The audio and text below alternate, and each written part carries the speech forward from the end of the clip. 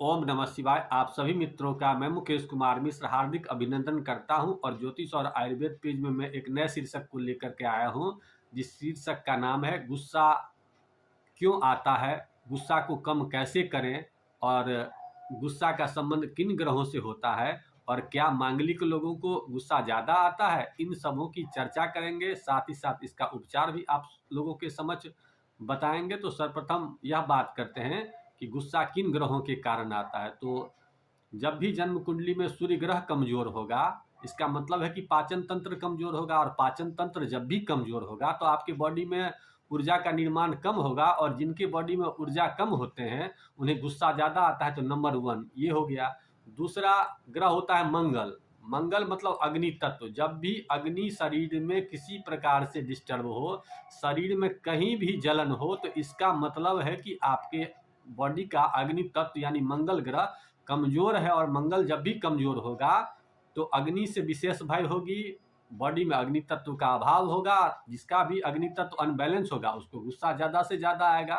तो नंबर 2 ये हो गया। तीसरा चीज होता है जल तत्व। जब आपके शरीर में जल तत्व का प्रभाव कम होगा तो जल तत्व का विशेष प्लानेट चंद्रमा को माना गया है। तो चंद्रमा जिनकी राशियों में कमजोर होंगे उन्हें भी गुस्सा ज़्यादा आएगा। अब इसमें ये जानकारी तो ले लिए, अब जन्म कुंडली में से भी जानकारी ले लिए, अब कैसे इसको रोकें इसकी चर्चा करते हैं। तो सर्वप्रथम वैसा सामान जो बॉडी में अग्नि को ज़्यादा डेवलप करता है उसकी मात्रा को बॉडी में कम करें। तो सोना बॉडी में अग्नि तत्व को ज़्यादा बढ़ाता है। तो अग्नि क्रिया में सबसे पहला ब्रेकअप किसको करना है, तो सोना को कम पहनना है। दूसरा क्या करना है, बॉडी में वैसा सामान जो अम्ल को बढ़ाता है, एसिड को बढ़ाता है, वैसे सामानों का प्रयोग कम करना है। तो चीनी को प्रयोग कम करना है, नमक को प्रयोग कम करना है। उसकी जगह पर क्या कर सकते हैं, तो चीनी की जगह पर गुड़ का प्रयोग कर सकते हैं, शक्कर का प्रयोग कर सकते हैं, खांड का प्रयोग कर सकते हैं। नमक की जगह सिंधा नमक का प्रयोग कर सकते हैं, समुद्री नमक का प्रयोग कर सकते हैं। इसके साथ ही साथ गुस्सा को कम करने के लिए चांदी की मात्रा को बढ़ा दीजिए, पानी की मात्रा को बढ़ा दीजिए। इसके साथ रसीला फल की चीज़ों को बढ़ा दीजिए। हंसने के खूब अवसर को ढूंढिए और खूब हंसा कीजिए।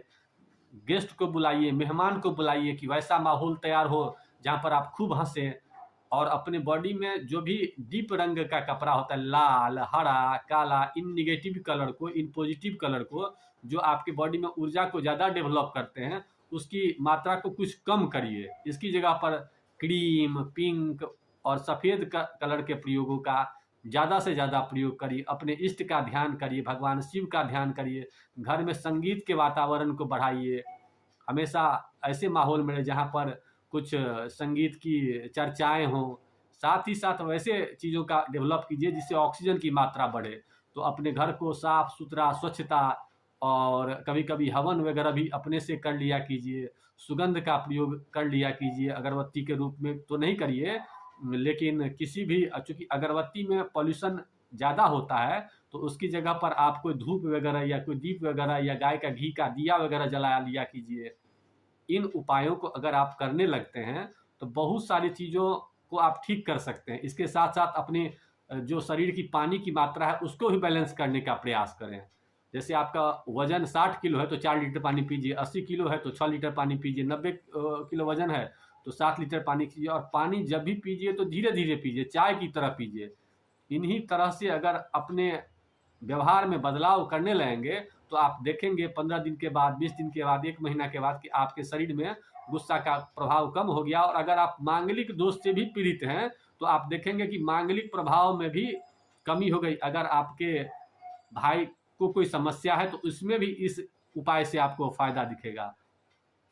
और आगे मैं भाई का संबंध कैसे मधुर करें, काल सर्प दोष का निर्धारण कैसे करें, काल सर्प दोष का उपाय कैसे करें, मांगलिक दोष का उपाय कैसे करें, और भी बाकी प्लानट का धनवान कैसे बने, धन को कैसे रोकें, पितृदोष को कैसे रोकें, आगे मैं सभी शीर्षकों पर काम करने वाला हूं। लेकिन आप लोगों से एक निवेदन है, एक विनती है कि हमारे पोस्ट आप लोग को कैसे लगते हैं कमेंट बॉक्स में ज़रूर देखें, लिखें, जिससे कि मैं उसे देखूं और आप लोगों के कमेंट में जो भी सवाल और जवाब आता है उसको भी मैं देने का प्रयास करूंगा। और आप लोगों से एक निवेदन है कि अगर आप लोगों ने अब तक हमारे चैनल को सब्सक्राइब नहीं किया है तो करिए, चूँकि मैं इसलिए करने को बोल रहा हूँ, चूँकि आप अगर सब्सक्राइब करेंगे तो बराबर आपको इसका पोस्ट लिंक मिलता रहेगा।